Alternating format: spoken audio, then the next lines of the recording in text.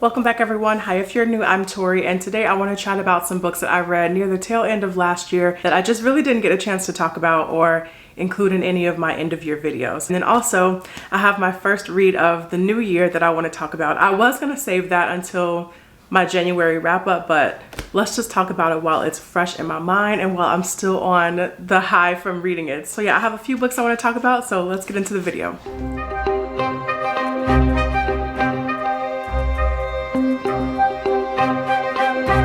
So the first book I want to talk about is actually the very last book that I read in 2022, and that's Wanderers by Chuck Wendig, and I really enjoyed this. I'm glad I gave Chuck Wendig another chance. I tried to read the Book of Accidents when that came out, and it wasn't a horrible reading experience or anything. I just felt like I wasn't in the mood for that book, and so I just put it down. I've had Wanderers on my shelf for a while, so I'm so glad that I finally went back to this. And I've been reading this for a while, actually. It wasn't just like for the month of December. I think I started this book maybe back in October and just kind of chipping away at it little by little. I wouldn't call this a completely post-apocalyptic novel. It definitely has those like elements leading up to it, so maybe like pre-apocalyptic. We do have a pretty sizable cast of characters in this book. One of our main characters who we're following is this teenager named Shanna. One night she notices that her sister is seemingly sleepwalking, but that's not quite what's going on, so she can't get her sister's attention, and her sister Nessie is just walking off into the distance. And so Shanna, she's panicking, doesn't know what to do, so she ends up following her. And as she's following her, she's trying to like snap her out of it, wake her up, and nothing is working. And pretty soon more people who are experiencing this phenomenon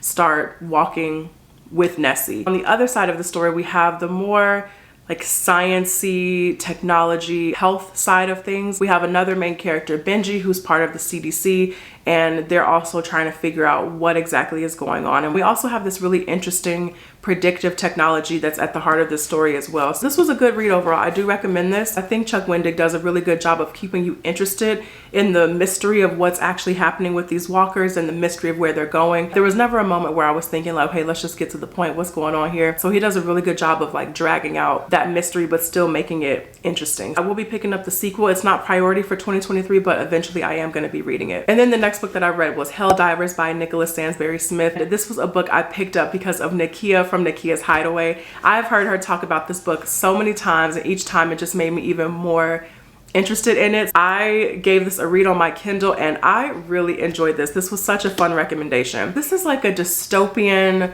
horror novel, sci-fi horror novel, whatever you want to call it. But the whole premise of it is that the world has been devastated by nuclear war, and the last people of the human race, they live in these airships, but over the years these airships have failed, technical failures, and so now there are only 2 left in the whole world. And in order to keep up the maintenance of these ships, you have these people called hell divers who literally dive to the surface of this like terrible earth in the midst of all of this radiation in order to scavenge for parts to bring back to the ship and keep things afloat and keep things running. This book is really intense. This is such a like quick and fun, action-driven kind of cinematic reading experience. I could completely see this being turned into a movie. It really does have that feel to it when you're reading it. Everything is so vivid, and you get all of these like incredible sensory like emotions when you're reading this book. And so we do see the book from different perspectives, but one of our main characters is this hell diver named X, and he has been doing this for a long time. He's very experienced, but when the book starts, we're also introduced to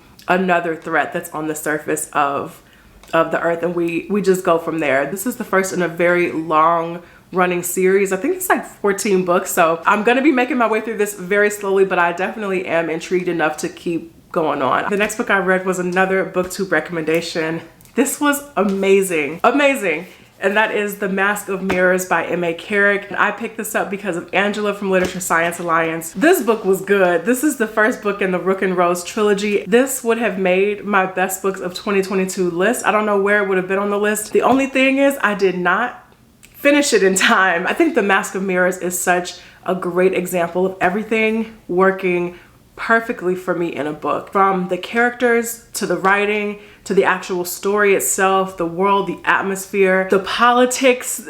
It was so, I loved it so much. In this book, we're following our main character, Ren. She has been doing these shorter cons her whole life, but The Mask of Mirrors is like her first time doing just one long, meticulous strategic con to this kind of level. The whole premise of it is she is trying to con her way into this noble house and basically like scam their finances, but in doing so she gets wrapped up into the politics of this noble house, and not only them but the relationship that this noble house has with the other houses in this world. I'm telling you, this is so strategic, so political. I loved it. The world building is so detailed and lush, and it just feels so rich. The descriptions of the outfits, it's a really good book. I love the way the story unfolds. I love Ren, and just there are so many stressful moments too, because she is juggling all these different identities in order to maintain the identity that she has, trying to get her way into this noble house.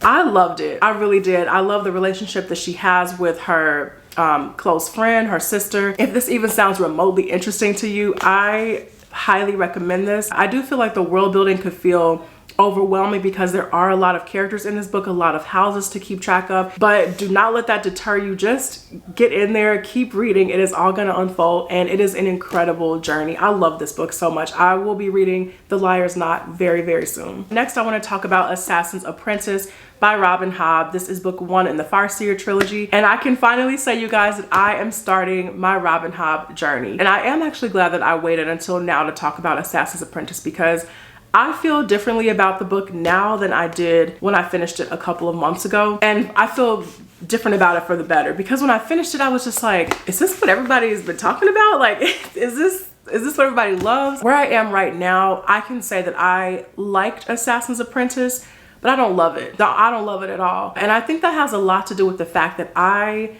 don't love Fitz. Like, he's fine. From what I've seen, people who really love Assassin's Apprentice and just the Farseer trilogy as a whole, they really love Fitz as a character. And not just like love him, but like he is perfection, can do no wrong, love him. And that's just not me. I was enjoying my reading experience overall, but then there were too many moments in there where I was just going from enjoyment to just sheer boredom. Fitz is a very long-winded, well, Robin Hobb, but Fitz is very long-winded. The story is in first person. He's very long-winded, and every time you think he's done explaining something or telling you about something, it just keeps going and going and going. And for me, I don't like Fitz enough to care about what he had for breakfast, lunch, and dinner when he was 12. Little things like that just really bored me throughout the story, because I don't have that attachment to Fitz to care about the more minor details of his life. But if you're unfamiliar, this is the story of Fitz Farseer, who is the bastard son of one of the princes. And once it's discovered, the prince, he removes himself from the situation, and Fitz is brought to Buckkeep, where he is very lonely. He is an outcast. Once he starts getting a little more immersed into the world of Buckkeep, he is then trained as an assassin. So we're following Fitz through that journey. I think what I'm most intrigued about with Assassin's Apprentice and just the Farseer trilogy as a whole is that the story is being told from a distance. So older Fitz somewhere is looking back and telling the story of his life, starting with Assassin's Apprentice. So I think that is what has me more interested to continue, because I do want to see, like, where is he now? What's happened? How did we get there, pretty much? But now that the book has sat with me for a little bit longer, I do have a bit more of an appreciation for it. I like the world building. I put it like that. I love the world building. I really like the side characters in the story, but there is something about Fitz himself that I'm not completely attached to in the way I think a lot of other readers are. I am looking forward to continuing on with the rest of the trilogy, but just for right now, Assassin's Apprentice, it was fine, but didn't blow me away. So those are all of the books I wanted to chat about that I read in 2022 that I haven't really talked about. Now let's get into the first book that I finished in 2023. This got the year off to an amazing start. I finished Pines by Blake Crouch. This was so good. I am now obsessed. This is the first book in the Wayward Pines trilogy. I don't even know where to start. We have our main character, Ethan Burke, who is a federal agent, and he is sent to the town of Wayward Pines in Idaho to investigate the disappearance of 2 other federal agents. But when he gets there, well, actually he wakes up there. He wakes up there and things are just, they're so strange. The people are weird. The whole atmosphere of it is very creepy, and just everything is so off. And the more Ethan is going about the town and everything. Just things are not right. He can't get a phone call out. He keeps trying to call his wife. He keeps trying to call his boss, and nothing is working right. And then he also discovers that he cannot leave the town. I wasn't really trying to figure out what was going on. I had like little inklings here and there. I was like, oh, what if it's this? But I wasn't like really kind of honed into anything. But what was really happening in Wayward Pines, you guys, I never saw it. I never saw it coming. It was the wildest thing I've ever read. I love Blake Crouch's work. He knows how to do it. This will keep you in suspense. It will keep you guessing. It is so good. I loved this so much that I immediately bought book 2, or what I thought was book 2. In all of my excitement, I accidentally bought book 3. Now I have book 1 and 3, and that's a bummer. So I need to order the second one now. Now let's get into my current read, which is Iron Gold by Blake Crouch. My current read is Iron Gold by Pierce Brown. So this is book 4 in the Red Rising saga. I reached part 2, which is I think page 200, yeah, page 199. So I'm on part 2 right now, and I am enjoying this. But Darrow is a little frustrating. I don't know. Some of the things that Darrow is doing in this book are they're a little more upsetting than I was anticipating they would be. I can't really say that what he's doing is out of character, because it's really not. He has been focused on one goal, even in the original trilogy, but now I think it's because I'm so invested in the more personal life that he's built for himself that I just see him doing everything humanly possible to ruin that. I think that's where the frustration comes in, because on the one hand, part of me is like, you know, Darrow, we just let it go. Just be peaceful, enjoy your life. And then the other part of me is like, no, we got to finish this. Like it's still messy out there. And it really is. There were so many ramifications to the things that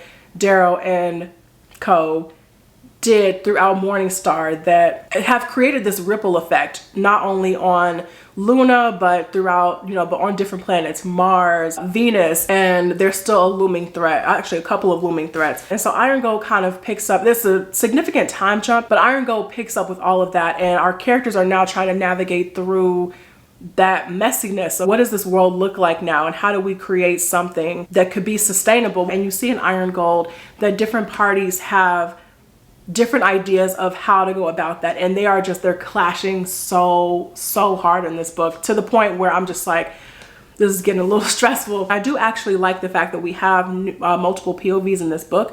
There are 4 in total, including Darrow. 2 of them are actually not new characters. They were more like minor characters or just random mentions of these characters in the original trilogy, but now they have full-blown perspectives, and then 1 is a completely new character. So I'm really enjoying this. I like everyone so far. I like their motivations. I'm enjoying the story, so I cannot wait to see where this goes. I think it's going to be really messy. So that is it for me, you guys. Thank you all so much for watching this video. I really appreciate it. Let me know down in the comments what you're currently reading, how the new reading year is going for you so far. I want to hear about it, and I will see you guys in the next video. Take care.